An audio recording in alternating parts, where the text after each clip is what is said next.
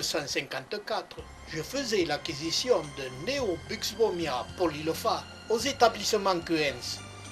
Cette plante n'avait pas plus de 20 cm de hauteur et 6 cm de diamètre.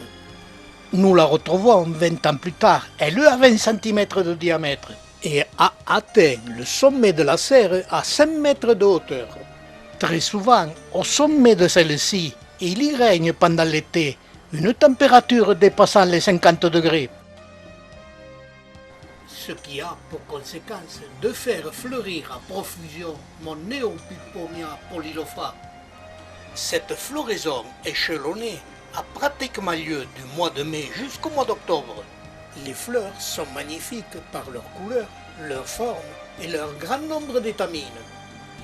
L'inconvénient, c'est qu'elles sont au sommet de la serre et pour les admirer, il me faut monter sur une échelle. Car cette plante ne fleurit que sur le dernier mètre de sa hauteur.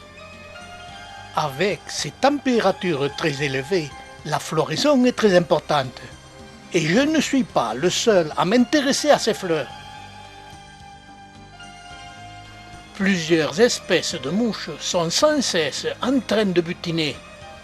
Elles ne recherchent pas ni le pollen ni le nectar au cœur des fleurs, mais un suintement de liquide sucré se trouvant sur les boutons de fleurs avant la floraison. Ce liquide sucré attire comme un aimant toutes les guêpes. Et, curieusement, elles ne s'intéressent pas du tout au nectar qui se trouve à l'intérieur des fleurs. Malheureusement, je n'ai pu admirer cette floraison que pendant quelques années, car la plante a atteint le sommet de la serre.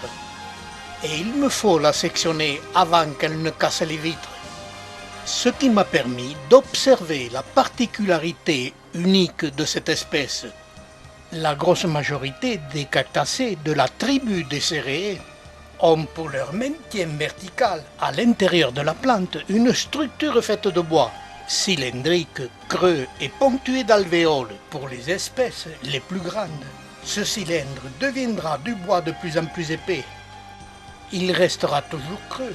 Il soutient la plante et lui permet de résister au vent des tempêtes.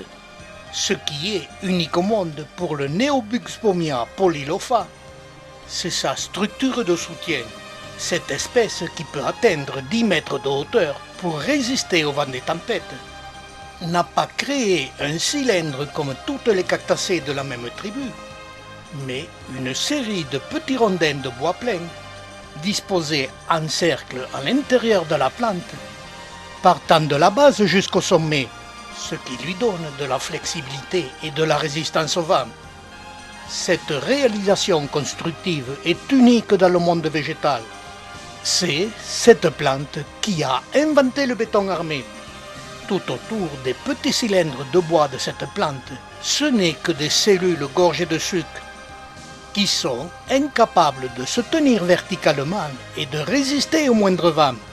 Je reviens à mon Neobuxbaumia acheté en 1954 et déjà âgé de 5 ans. 30 ans plus tard, cette plante ayant atteint le sommet de la serre, il m'a fallu la sectionner. Et j'ai traité le sommet de cette section en bouturage puis en repiquage, qui n'a pas plus de 70 cm de hauteur, mais fleurit abondamment à hauteur des yeux.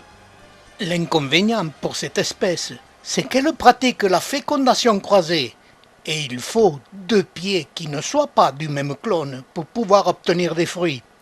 Et malgré toutes mes interventions, depuis sa floraison, je n'ai obtenu que des fleurs, ce qui a pour conséquence de fragiliser l'espèce.